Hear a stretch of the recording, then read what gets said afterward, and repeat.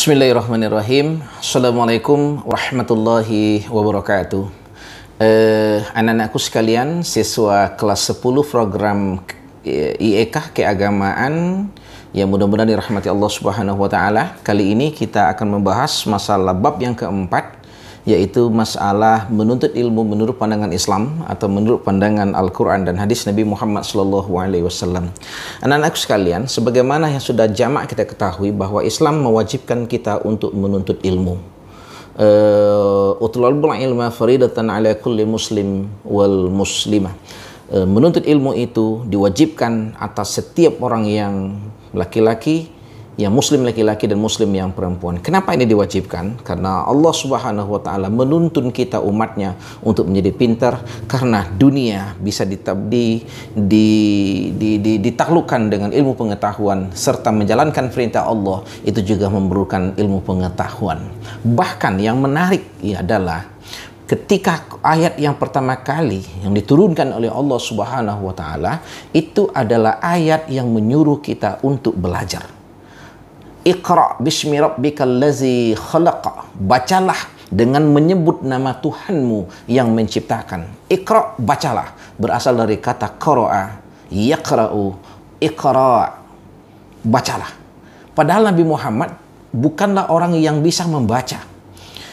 Orang Arab bukanlah orang yang bisa membaca. Menurut ahli sejarah, ketika Nabi Muhammad diangkat menjadi nabi, itu orang Arab hanya 14 orang yang bisa tulis baca.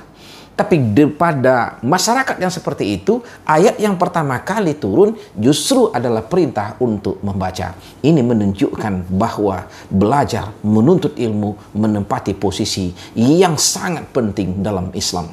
Iqra bismi rabbikal ladzi khalaq. Bacalah dengan menyebut nama Tuhanmu. Perhatikan di sini. Disuruh membaca, tapi tidak dijelaskan apa yang dibaca. Kalau ada perintah, coba baca buku itu. Perintahnya jelas baca, bukunya jelas yang dibaca. Tapi ketika Iqra disuruh membaca, tapi tidak dijelaskan apa yang dibaca.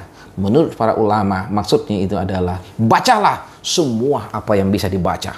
Baca, teliti, kaji, pahami, eksplorasi ilmu pengetahuan di berbagai bidang kehidupan ini untuk menambah pengetahuan kita sebagai bekal kebahagiaan hidup di dunia dan akhirat nanti. Nah, anak sekalian, ayat yang pertama itu adalah masalah Iqra yang menyuruh kita untuk belajar membaca, dan membaca merupakan salah satu tahapan menuntut ilmu yang sangat dianjurkan. Budaya tulis baca harus diakui. Kita di Indonesia yang otomatis adalah orang Islam itu sangat rendah. Padahal dengan membaca itu akan meningkatkan kemungkinan kita mempunyai ilmu pengetahuan. Tapi tentunya membaca adalah membaca yang positif, membaca yang bermanfaat.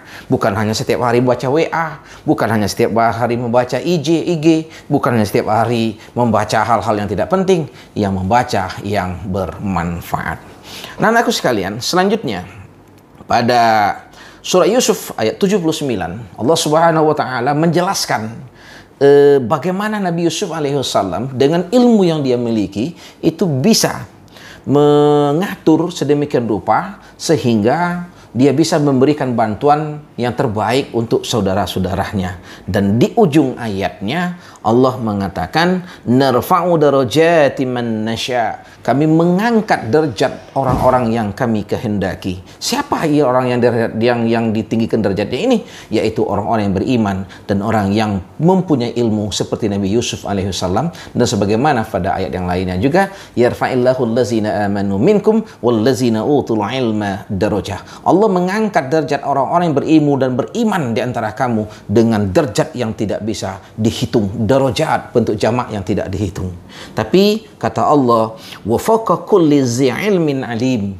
Di atas setiap orang yang berilmu ada lagi Allah yang maha berilmu, yang maha mengetahui. Ini pesan, kalau belajar, punya ilmu, dapat ilmu pengetahuan, jangan sombong. Karena di atas orang yang berilmu pasti ada lagi orang yang lebih mempunyai ilmu. Yang paling berilmu yaitu Allah Subhanahu wa taala. Nabi Musa pintar, cerdas untuk kaumnya, tapi Allah tunjukkan bahwa ada lagi yang lebih cerdas dari dia, ada lagi yang lebih pintar. Artinya ada yang tidak diketahui oleh Nabi Musa, tapi orang itu mengetahui. Makanya Nabi Musa disuruh oleh Allah untuk berguru kepada Nabi Khidir alaihi salam. Anak-anakku sekalian, kemudian pada surah Ali Imran ayat 190-111 Allah menunjukkan apa saja yang menjadi objek kajian ilmu itu. Inna fi khalqis samawati wal ardh wa ikhtilafil laili wan nahari la ayatin liulil albab. Sesungguhnya pada penciptaan langit dan bumi dan kemudian bergantinya siang dan malam terdapat tanda-tanda kekuasaan Allah bagi ulil albab. Ulil albab itu siapa? Orang-orang yang cerdas otaknya dan cerdas hatinya. Pikirannya berpikir dan hatinya berzikir serta badannya terampil. Berpikir, berzikir, terampil. Itulah ulil albab. Siapa mereka? Allazina yazkuruna Allaha qiyamah wa qu'udah wa 'ala junubihim, yaitu orang-orang yang selalu ingat kepada Allah ketika mereka berdiri, duduk, berbaring. In any condition, anytime, anywhere, mereka ingat kepada Allah. Fi ayyi makani wa zaman, kapanpun ingat kepada Allah. Tapi pada saat yang sama, wa yatafakkaruna fi khalqis samawati wal ard, mereka menggunakan otaknya untuk berpikir penciptaan langit dan bumi. Dan pada akhirnya nanti kalau mereka sudah punya ilmu pengetahuan, mereka akan berkata, Rabbana ma khalaqta hadza batila. Ya Tuhan kami, Engkau tidak menciptakan sesuatu apapun di muka bumi ini dalam keadaan batil. Subhanaka fakina azabannar. Maha suci Engkau ya Allah, maka jauhkanlah kami dari azab api neraka. Ini adalah orang yang berilmu, yang dibimbing oleh wahyu, dibimbing oleh Allah. Dia tetap berzikir, dia tetap ingat kepada Allah, dan dia gunakan pikirannya untuk mengkaji, mengeksplorasi, mencari ilmu pengetahuan dunia sampai akhirat. Tapi pada akhirnya mereka semakin dekat kepada Allah dan mengakui kesucian Allah Subhanahu wa ta'ala. Ini bedanya nak, bahwa ilmuwan muslim dengan ilmuwan yang non muslim. Orang ateis, mereka punya ilmu tapi semakin jauh dari Allah. Tapi orang Islam kalau punya ilmu harusnya semakin mendekat kepada Allah Subhanahu wa ta'ala.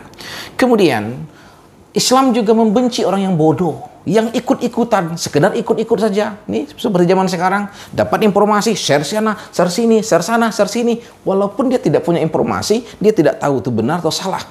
Ini dilarang keras oleh Allah Subhanahu wa taala dalam surah Al-Isra ayat 30 ayat 36. Wala taqfu ma laisa laka bihi ilm. Jangan kamu ikut-ikutin sesuatu yang kamu tidak punya ilmu di situ. Artinya apa? Jangan bodoh, jangan ikut-ikutan saja. Kalau ikut sesuatu, pelajari dulu, ketahui dulu ilmunya. Tidak boleh ikut-ikutan saja. Wala taqfu ma laysa laka bihi ilm. Inna sam'a wal absara wal basara wal fuada kullu ulaika kana anhu mas'ula. Sesungguhnya nanti pandanganmu, pendengaranmu, hatimu, pikiranmu, semuanya nanti akan diminta pertanggungjawaban di hadapan Allah Subhanahu wa taala. Jangan ikut-ikut kalau kita tidak punya ilmu.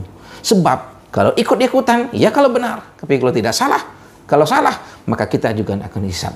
Ini juga ayat ini menunjukkan kepada kita, kita harus mencari alasan kenapa seseorang mengeluarkan pendapat misalnya. Anak-anakku sekalian, selanjutnya dalam surah Ar-Rahman, Allah juga mengulang kembali bagaimana Allah itu mengajari umat Islam, kita manusia ini untuk mengetahui Al-Quran, untuk mempunyai ilmu yang bermanfaat untuk kita. Ar-Rahman 'allamal Qur'an, khalaqal insan 'allamahul bayan. Ar-Rahman, dialah Tuhan yang Maha Pemurah.